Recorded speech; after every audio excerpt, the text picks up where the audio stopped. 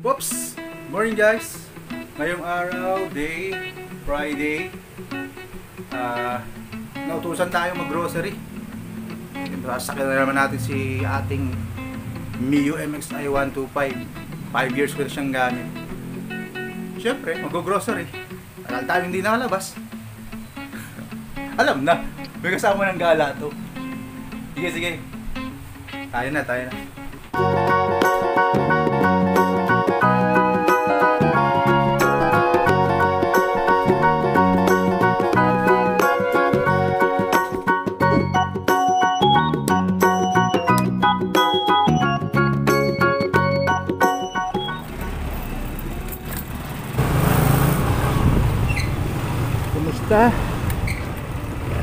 Kamusta mga kabel-bel? Nag-grocery tayo. Hindi wala na lang ito. Tagal natin dito kapag-stop. Bibilan tayo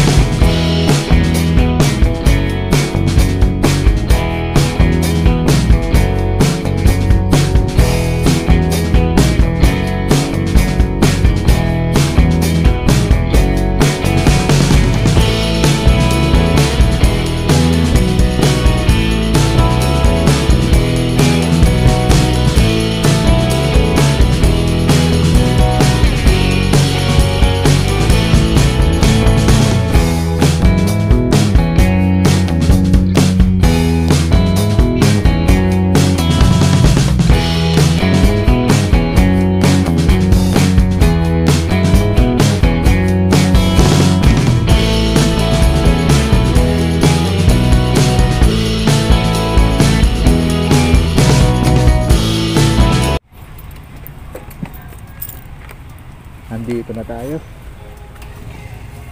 Pakita ko sa inyo kung ano nangyayari dito. Nakakaiba sa dati. Pero kung may pier pa sila dun Ayan pasok pa lang tayo dito na Robinson. Ayan guys, start na tayo mag grocery.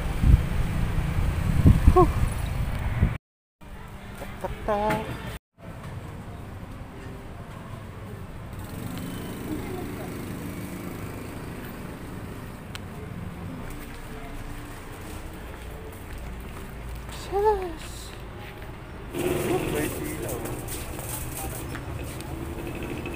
Baka kayo na po. Ay, sige po. Kaya mo may pila. Vlog natin para naman may mapaglibangan.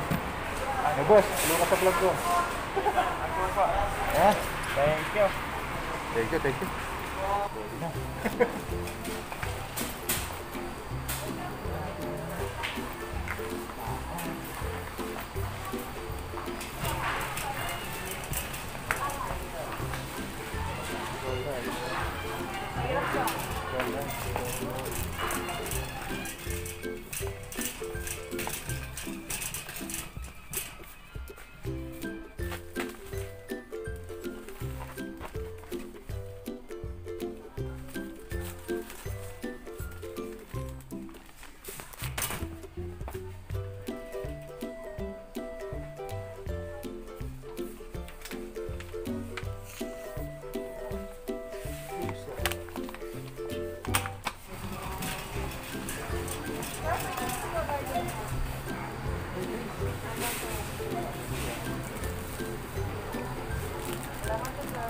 Salamat.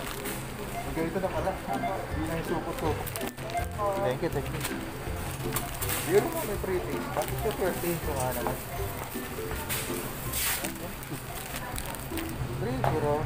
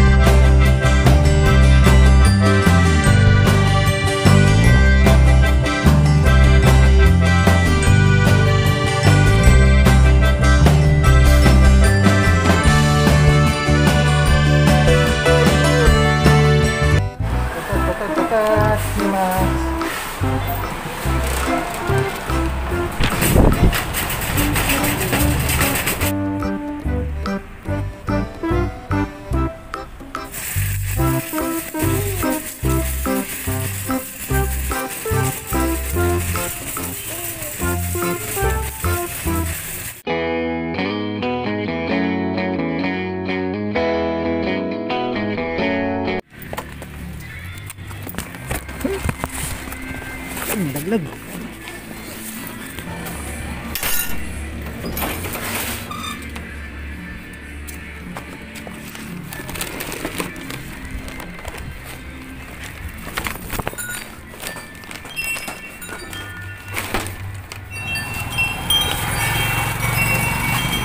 Ayun guys, nakauwi na tayo. Whew! Kaproblema pa. Kaya tumagal. Ayun, ito na yung pinamili natin. Sa pinto na siya. Bago yan pumasok, i-disinfect pa yan. Ako naman dito. Nandito na ako. Bago rin ako pumasok, papahinga muna ako. Tapos, shampoo. Sabon. Maliligo muna ako bago pumasok. Dito muna tayo sa labas. Pahinga tayo dito. Kaproblema tayo kanina kasi hindi ko natansya. Hindi ko natansya yung pinamili natin. Gulat ako pagtingin ko doon sa pinapunch ni ate. Sa 3K na eh. 3.5 lang dala kong pera. Tawag tayo kay Mrs.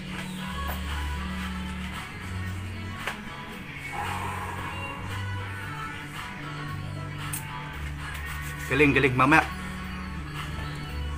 Bigyan ko pa kayo ng konting updates. Whew. Thank you.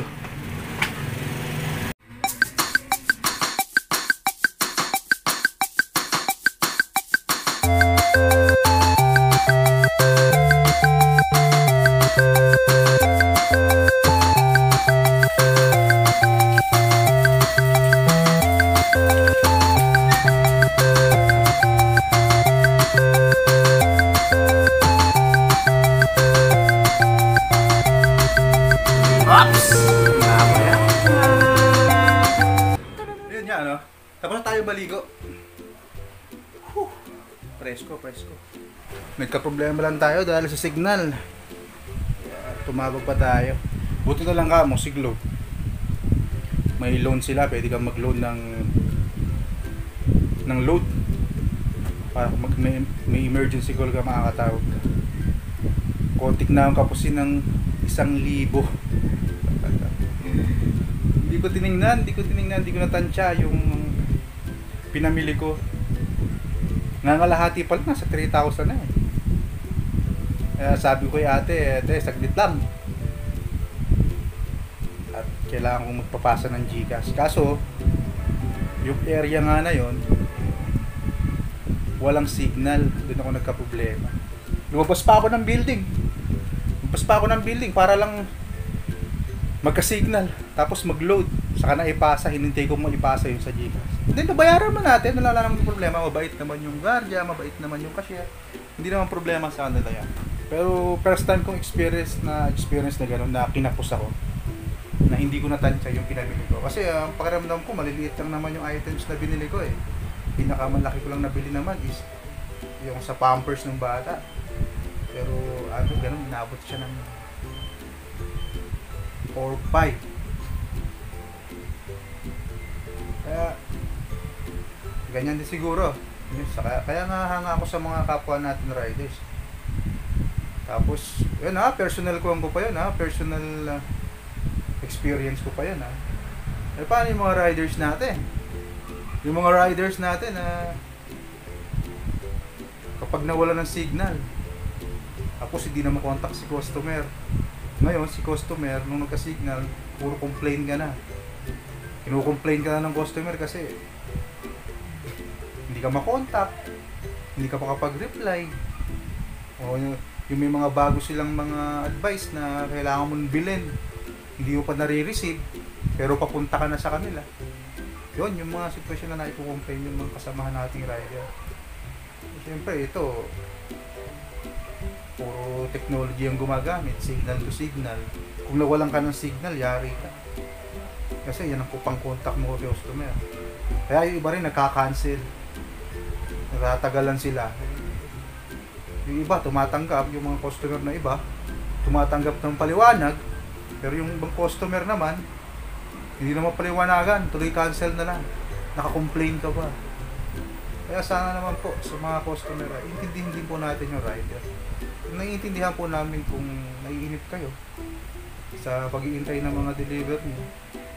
Pero meron po talagang pagkakataon na walang signal or pwedeng merong hindi magandang nangyari sa rider kaya hindi na kayo napipidbackan. Pero hindi ko naman lahat yung rider, hindi ko sinasabi na lahat ay malinis yung rider. Meron naman din talaga sablay. Yan naman po talaga yung hindi natin pinapayagan sa ganyan. May mga rider pa rin po talaga. Pero hindi po lahat. Kasi kapag po talaga na-i-post isang rider na may masamang ginawa, halos pag nagsalita na yung iba halos lahat na tukuyin lang natin kung sino yung may kasalanan. Huwag natin lalahatin. Kawawa naman yung iba. Halos lugot pawis lang para kumita sa parehas na paraan. Nalalait. Wala naman siyang ginawa dahil sa kaguluhan ng ibang rider. Ngayon lang tayo nakalabas ng ganung kalayo. Siguro mawala yung COVID na to.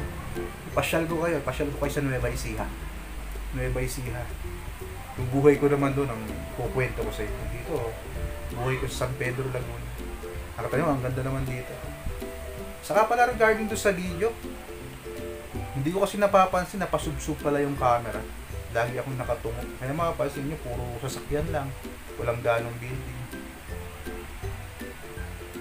Yun yung medyo nakalayo-layo tayo. Lagi po kayong mag-subscribe at mag-like sa ating YouTube channel. And then, lahat ng kwentong buhay natin, may kwento natin sa inyo. Sa panahon ng pandemya, limitado po talaga. Ganon.